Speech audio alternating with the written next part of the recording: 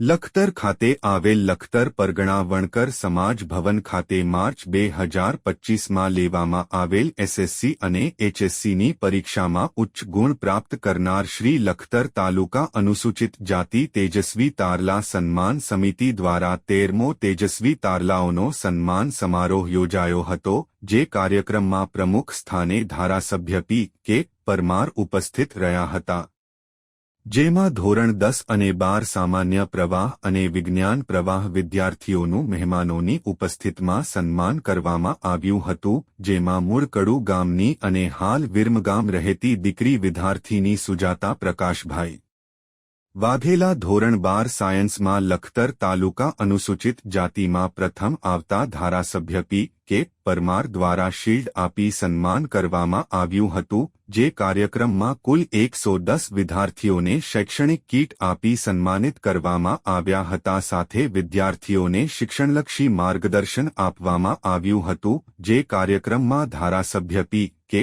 પરમાર, ડો. સી.ટી. ટુંડિયા, પ્રાચાર્ય, જિલ્લા શિક્ષણ અને તાલીમ ભવન સુરેન્દ્રનગર, નંદુબેન વાઘેલા ચેરમેન મહિલા અને બાળ વિકાસ જી.પં.